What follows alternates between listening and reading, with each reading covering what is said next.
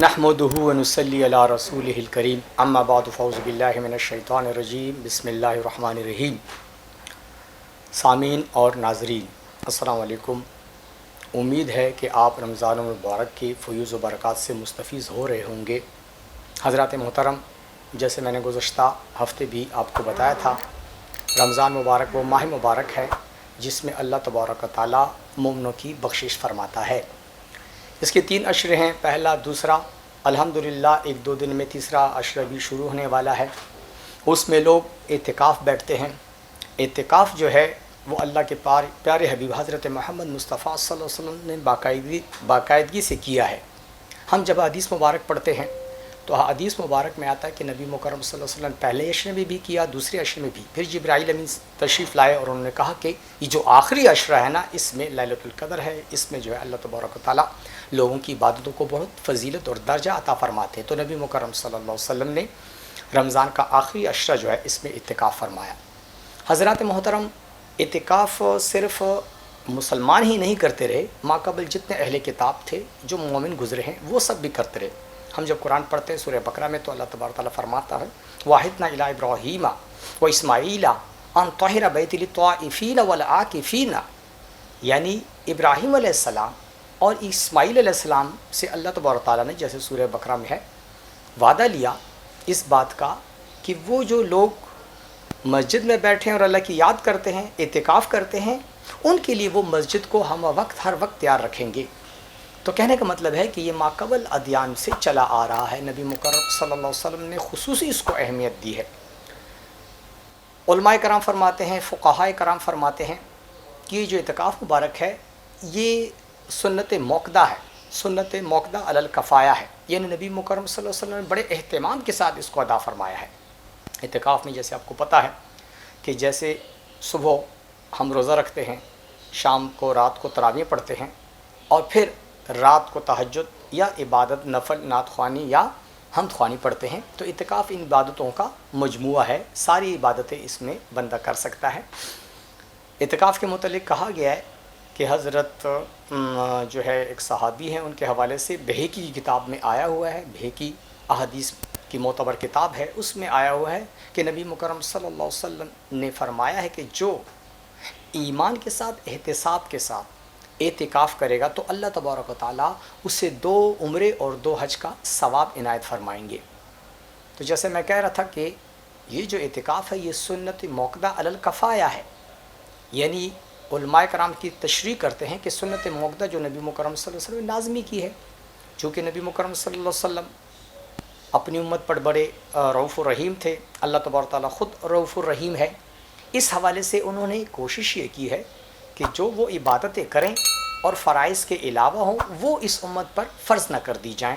تو نبی مکرم صلی اللہ علیہ وسلم نے بعض عبادتوں کے متعلق تو خود فرمایا کہ لازماً کرو، بعض عبادتوں کے متعلق امر کا حکم صیغہ ارشاد فرمایا، اور بعض میں جو ہے نا سنت یا جو ہے نا انہوں نے درگزر فرمایا ہے، لیکن وہ سنتیں ہیں، سنت کی 2 اقسام ہیں، سنت موقدہ و سنت غیر موقدہ۔ وہ سنتیں جو نبی مکرم صلی اللہ علیہ وسلم نے باقاعدگی سے کی ہیں، زندگی میں کبھی 1-2 دفعہ چھوڑی ہیں، وہ سنت موقدہ کہلاتی ہیں، اور وہ سنت جو نبی مکرم صلی اللہ علیہ وسلم نے اکثر چھوڑی ہیں اور بعض اوقات کی ہیں اس کو سنت غیر موقدہ کہا جاتا ہے۔ اب چونکہ رمضان کا آخری عشرہ ہے، سب لوگ اعتکاف بیٹھیں گے، تو اعتکاف کی اپنی فیوز و برکات ہیں۔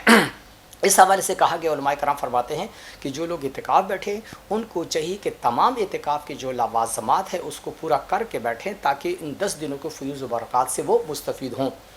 اور کہا گیا کہ اعتکاف کے لیے یہ پورے ایک علاقے پر سنت موقدہ ہے کہ پورا کا علاقے کے سب لوگ رکھیں تو بہت بڑی بات ہے، لیکن اگر سب لوگ نہ رکھ سکیں تو اس علاقے سے، اس محلے سے، اس گاؤں سے، اس قریبی جو جہاں مسلمانوں کا قصبہ ہے، کچھ آبادی ہے، اس سے ایک شخص بھی بیٹھ گیا تو سارے لوگ جو ہیں وہ اس کی نمائندگی ہو جائے گی اور وہ جناب یعنی گناہ سے بچ جائیں گے۔ ادروائز اگر اس علاقے سے لوگ نہیں بیٹھے تو پھر وہ سارا جو محلہ ہے یا سارا وہ علاقہ ہے وہ گناہ گار ہو جائے گا۔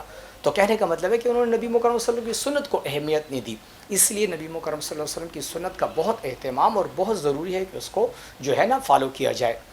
رمضان مبارک میں جو ہے نا قرآن پاک پڑھا جاتا ہے، جیسے آپ کو پتہ ہے قرآن میں خود ہے شہر رمضان الذی انزل فیہ القرآن، کہ قرآن پاک اس رمضان مبارک میں نازل ہوا، اور جو حدیثیں پڑھتے ہیں کہ جبرائیل امین تشریف لاتے ہیں نبی مکرم صلی اللہ علیہ وسلم کے ساتھ قرآن کا دور فرماتے ہیں۔ تو اس قرآن پاک کو بہت پڑھا جاتا ہے رمضان المبارک میں. تو آخری عشرہ جو ہے کچھ لوگ اپنے جو ہے نا ایک ختم تو کر لیتے ہیں 19-20 تاریخ تک, دوسرا ختم کچھ لوگ 21 سے لے کر 29-27 تک کرتے ہیں, اس پہ قرآن پاک پڑھا جاتا ہے. کم سے کم 3 دن, ایسا نہ ہو کہ ایک دن میں ختم کیا جائے, زیادہ بہتر ہے کہ 7 دن, اس طرح پورا مہینہ اس کے معنی پر بھی غور کیا جائے, اس کی تلاوت کے طریقوں کو بھی, الذین آتیناہم الکتاب یتلونہ حق تلاوتہ, اس کو بھی فالو کیا جائے. تو ان چیزوں کو فالو کرتے ہوئے آپ قرآن پڑھیں تو اس کے جو حقوق ہے وہ پورے ہوں گے. تجوید اور مخارج کے ساتھ پڑھا جائے تو پورا ثواب ملے گا. تو جب ہم یہ دیکھتے ہیں کہ قرآن پاک پڑھا جاتا ہے تو پتہ چلتا ہے کہ یہ جو آخری عشرہ کا یہ 10 دن ہے, اس پہ قرآن پاک نازل بھی ہوا ہے. اور قرآن پاک اتنی عظیم و شان کتاب ہے کہ بخاری شریف کی حدیث مبارک ہے, نبی مکرم صلی اللہ علیہ وسلم فرماتے ہیں, ان اللہ یرفع بہذا الکتاب اقواما ویدع بہ آخرین, کہ یہ کتاب جو اللہ نے نازل کی, جو قوم اس کو پکڑ لیتی ہے اللہ تبارک و تعالیٰ دنیا اور آخرت میں اس کو بلند مقام و مرتبہ نصیب فرماتا ہے, اور جو قوم اس کو چھوڑ دیتی ہے وہ جو ہے انتہائی ضلالت کی پستیوں میں گر جاتی ہے. تو یہ ایک رمضان کا مہینہ ہے جس میں حفاظ قرآن پاک سناتے, بار بار سناتے ہیں, اس کو توجہ سے سننا چاہیے. وہ ایک چلہ کرتے ہیں کہ حساب سے آپ دیکھیں, ہم مطلب 1 2 3 4 مہینے عبادت کے لیے بیٹھ سکتے ہیں, لیکن وہ 3 سال 4 سال یہ حفاظ کرام جو ہے باقاعدہ مدرسوں میں حفظ کرتے ہیں, 3 سال لگتے ہیں, 4 سال لگتے ہیں. تو یہ چلہ ایک بہت بڑی عبادت کا ایک حصہ ہے, اور یہ قرآن پاک خشوع اور خضوع سے یاد کرتے ہیں, تجوید و مخارج سے یاد کرتے ہیں. پھر جب یہ عشرہ آتا ہے یا ماقبل یا بعد, یہ باقاعدہ 2-3 دفعہ سناتے ہیں. تو کہنے کا مطلب ہے کہ یہ وہ عشرہ ہے جس میں قرآن پاک کا بڑا اہتمام کیا جاتا ہے. تو کہنے کا مطلب یہ ہے کہ آپ ان ایام میں, ان راتوں میں, ان دنوں میں جہاں تہجد اور صلاۃ و تسبیح اور دیگر نمازیں پڑھتے ہیں, وہاں باقاعدہ قرآن پاک کو پڑھا جائے, اس کو سمجھا جائے, اس پر عمل کیا جائے. جب ہم حدیث اور قرآن پاک کو دیکھتے ہیں تو مفسرین کرام, محدثین کرام, فقہاء کرام نے کچھ احکامات بنائے. فقہاء کرام فرماتے ہیں کہ قرآن کے ایک مسلمان پر 5 حقوق ہیں. پہلا حق یہ ہے کہ اس قرآن پر ایمان لایا جائے, اور دوسرا حق اس کا یہ ہے کہ باقاعدہ اس کی تلاوت کیا جائے, جو اصول ہے قرأت کے, تجوید کے, اس کے مطابق اس کی تلاوت کی جائے. اور اس کے بعد پھر یہ ہے کہ اس کو سمجھا جائے, اس کا ترجمہ تفسیر کی جائے, اس کو سمجھا جائے. اور چوتھا اس کا حق یہ ہے کہ اس پہ عمل کیا جائے.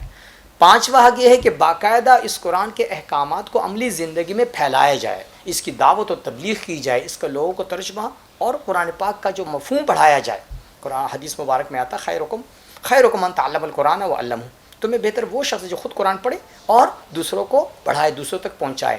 تو ہمیں چاہیے کہ یہ جو آخری عشرہ ہے اس میں باقاعدہ اعتکاف کریں. یہ بڑی سعادت کی بات ہے جن کو اعتکاف نصیب ہو. اور پھر اس پہ قرآن پاک پڑھا جائے, اس کا ترجمہ کیا جائے. جو یہ لوگ کام کرتے ہیں, اعتکاف کرتے ہیں, ان کو 2 حج اور 2 عمرے کا ثواب اللہ تعالی عنایت فرماتا ہے. وما علینا الا البلاغ.